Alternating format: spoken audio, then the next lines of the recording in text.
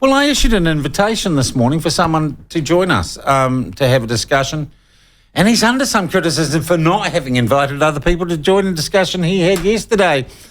Here's the mayor of our largest municipality, the super city of Auckland. His name is Wayne Brown, and I'm very happy to join him for him to join us by video link from, I presume, his mayoral office in Auckland. G'day, Wayne. How are you?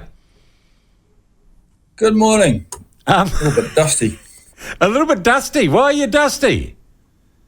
There was a big day yesterday. It was a big day yesterday, but I went to a wake for a good friend of mine last night. My commiserations and sympathies. Look, yesterday, boy, there was quite some excitement from TVNZ and News Hub and Radio New Zealand. You have definitely hurt their feelings, haven't you? Well, no, I didn't personally hurt their feelings at all. They hurt their feelings themselves, really. I think Mr. Wilson has hurt his Now, look, can we just clarify? I heard that Simon Wilson staged a walkout from your media event yesterday, a walkout of one. Yeah, he took his prejudices with him, and then he brought them back in a few minutes later with his tail between his legs, but it didn't work very well. What were his grounds for walking out? What? Because you did invite him, which I was amazed at, that you'd have Simon Wilson at a media conference, given the rubbish he writes about you. So under what circumstances did he decide to throw himself out of the cot?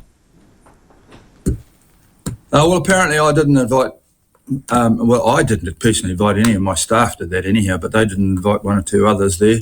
The Radio New Zealand guy was there, Finn. Yeah. He was there. He's a young fella. I speak to him quite regularly. Yeah, okay. And, but some of the ones that just dribbled didn't get invited. Okay, and so what did Simon Wilson say? He went along and then said, I'm going to leave because you're unfair. Well, he said he staged a walkout, but it didn't. How many other people joined him in the walkout? None. One or two wanted out and were back in a minute. I mean, it was, and he's got in the paper saying that I looked a buffoon. I'm not quite sure that he's walked in front of a mirror. So the one-person walkout that was then rescinded, it actually looked, Wayne, like you had a fair number of journalists there, but it was pretty much standing room only. There was a sea of journalists, actually. Yeah. And let's get to the reason you were having the briefing, because it's a bloody important reason, and that is the finances of New Zealand's largest city. So you were basically presenting your plan for getting through this without having prohibitively high rate increases and actually trying to get the city somewhere back to financial sustainability, right? Yeah, well, that's the whole point of it, and I wanted to do it this year because if I end up being defeated by waffling councillors, we'll be doing it again next year and the year after, and every year we'll be sliding further into the debt, and I don't think that's a particularly good idea. I mean, borrowing is what's got us here, but I've still got quite a lot of councillors thinking they can borrow their way to wealth. Yeah.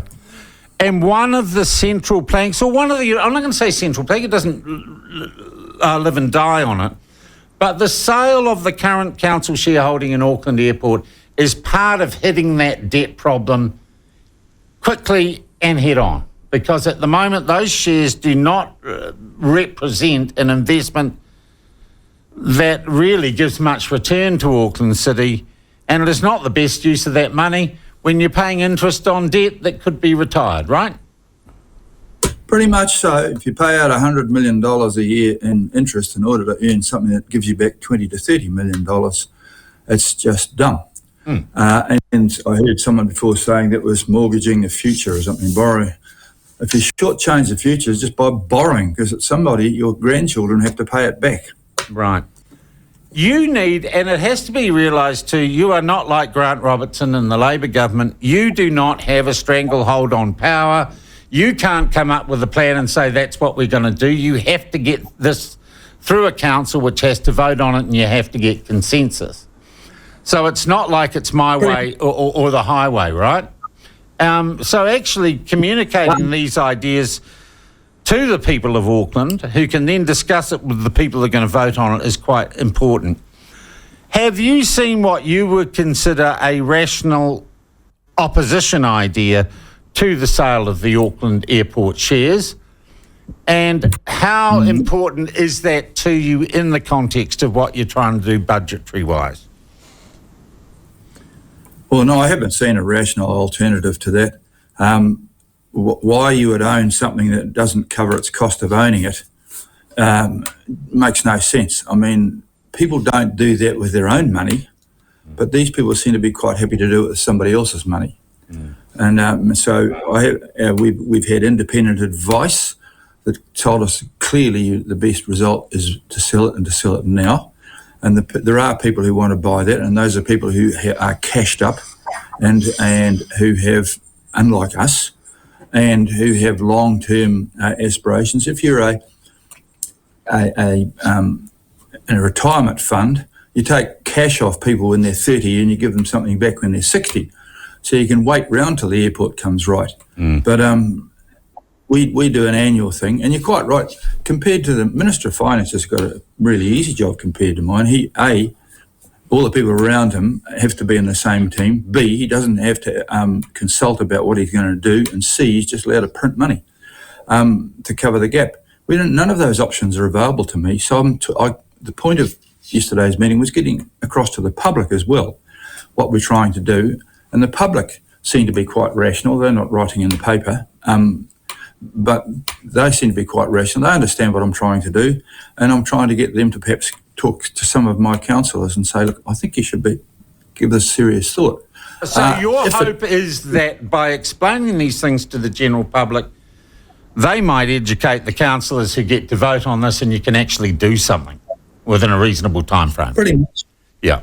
180,000 people voted for me because I was a rational business person. Yeah. And I'm hoping that they will get the councillors to come along with it. But when does all this go to the vote, Wayne? What's the next big, if you like, moment where you know if you've made some progress? I think it's on the 8th of June, and if it doesn't happen on the 8th of June, we'll come back on the 9th and the 10th and the 11th and the 12th and the 13th and the 14th and the 15th and the 16th until we get there. And we might end up with something which is not as desirable as what people did. We did consult with the people, and the people didn't want all of the service cuts that I initially proposed, although a lot of people did, but a lot of people didn't want that. Yeah. Only 4% of people wanted more rates, I can tell you that. And yet I've got councillors who want to stop rates up to 14%. Yeah. So what would the rate increase be if you got the plan you wanted in, the budget plan you wanted it in? What would the average rates increase, not for business, I'm talking about for individuals, for households, be across Auckland? It's right on the button of inflation, 6.7%. Okay, that's a pretty desirable outcome. What about for businesses? Is the proportionality differently? You've got a differentiated rating system, haven't you? Yeah, we do, but their increase would be along the same amount. It's just that their proportion changes. That's all. Right. But the most councils have a differential, and we're gliding that slowly back to even. But the differential here is less than most councils. So that all right. Let's take that figure then, Wayne. 6.7%, the rate of inflation, pretty reasonable actually in the times that we're living in, and in time of a recession. If you couldn't sell the airport shares, what would that potentially go up by? Well, it wanders into double figures almost straight away. Wow. Okay, so you'd be 10 plus without the airport sale. Wow, that's pretty much. And so all last year, while I was campaigning, I warned about coming inflation and coming interest rate rises. Yeah. And quite a lot of the press were saying, "Oh, well, how do you know that? Where do you get that from?" Well, I'm a businessman, and I mean, we see things coming. Yeah. And despite what they said, it actually turned out to be sadly exactly what I said. And there's a lot of our residents and ratepayers are having to chew nasty increases on their mortgages. Yeah. And even the government has realised there's a cost of living issue, and they're often not up to it. So, but it appears that not everybody around my table has. Yeah. All right, so that is next week. Next week's crunch time. And you've got those figures out there, and I guess it is up to the citizens of Auckland to maybe get hold of their councillors and say how they feel about the budgetary plan now that they know about it. I do want to cover a couple of other things. You've been up to South Korea. Now, I have to ask you, it's a serious question. What on earth were you doing in South Korea, Wayne? Well, the South Korean, the city of Busan, are hosting a climate change conference. Oh, God, and they're a sister city of Auckland Council, and they paid all the bills. So it didn't cost anything. Okay, so it didn't cost us anything. That's fine. A freebie's a freebie.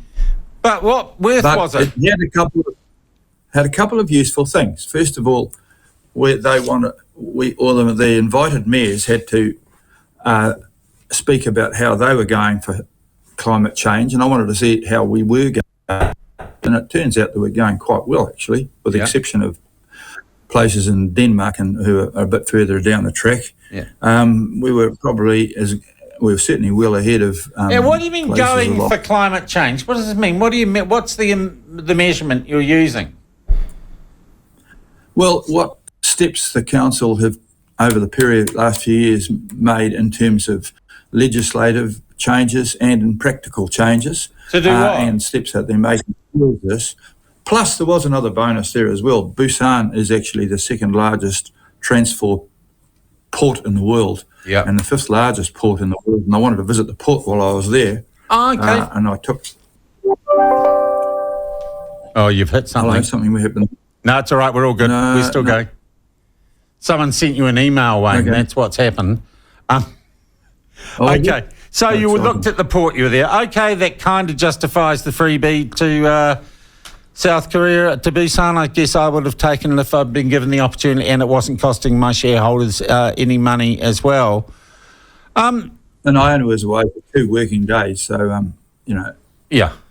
Now, Wayne, in the downstream of yesterday, and it seems to me the media, these big media organisations will not stop. They're never going to give you an even break, are they? And it's like you're at war with them. But it seems to me increasingly public comment and social media comment is they quite like your style. Can you just confirm that in no way are you going to go and get any media training that changes your personality or public persona? Because I personally think that would be a tragedy. No, I think my relationship with the public's pretty good, actually, and I'm quite enjoying that.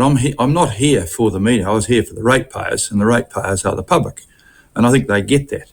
And the media are just supposed to be commentators on it, but no. Well, no, they're meant to be conduits, actually, rather than commentators. That's a different thing. What was that?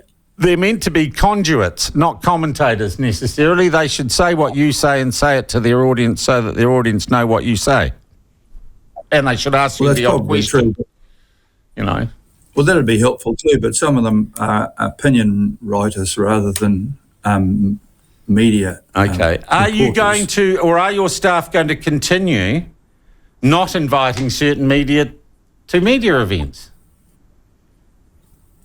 I don't know what the answer to that is.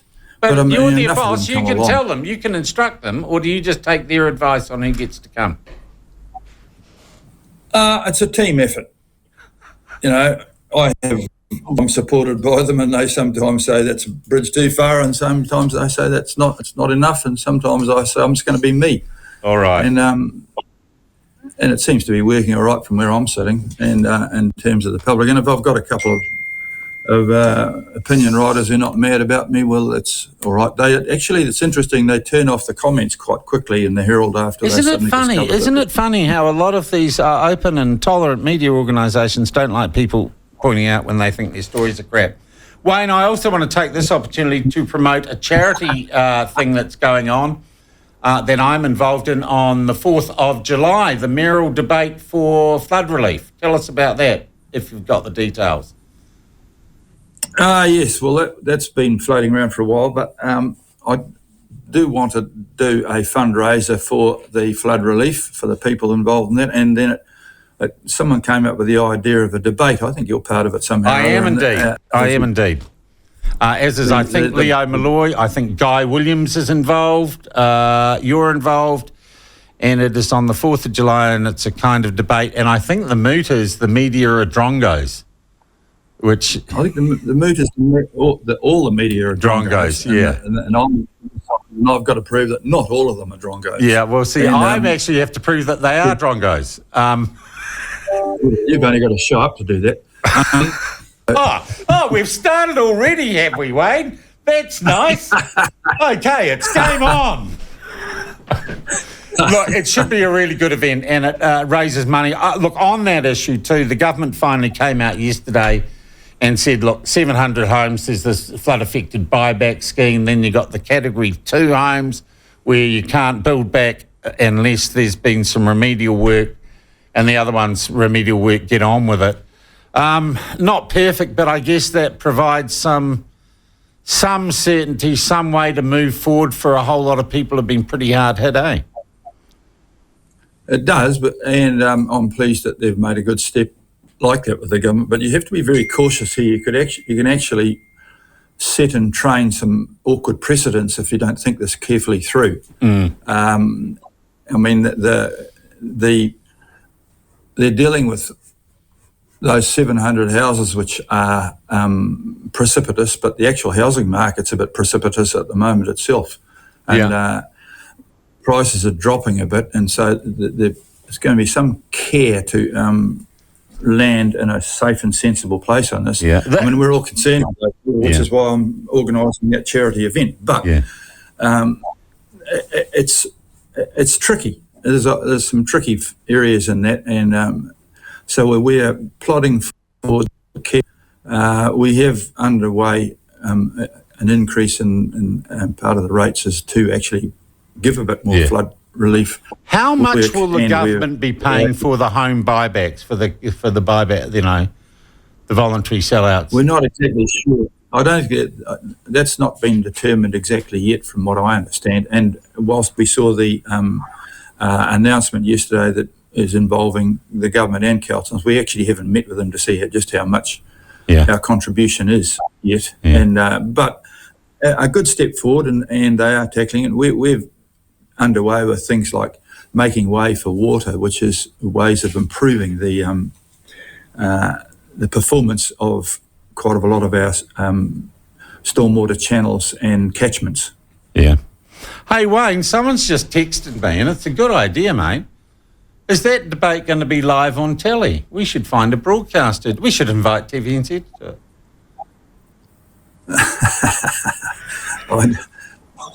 I'm only a small part of this. Okay, well, I'm going to get onto that. I'm sure I can find a television broadcaster who would put that. I mean, we could live stream it, of course. Look, Wayne, thank you for your time. And look, it's pretty simple. I think it's so simple what you're trying to do. You're trying to get a bigger city back to some sort of financial sustainability. And you have press conferences to tell people about that, and all sorts of journalists lose their lunch. It seems a bit strange. Hey, have a great day. I'm sorry for your loss yesterday. And good luck for next week for trying to get this budget through. Cheers, mate. Cheers. Bye-bye. That is Wayne Brown, the Mayor of Auckland. And he's a different rooster, but there's nothing wrong with being different. Brownie is real, go Brownie, someone says. Wayne Brown, turn your bloody phone notifications on silent. We don't need to know how popular you are. And you know what all those messages going on? People say, do you know that you're on the platform? I'm listening to you on the platform right now, Wayne. Yeah, so it's the last time someone needs a message from you when they're on the platform.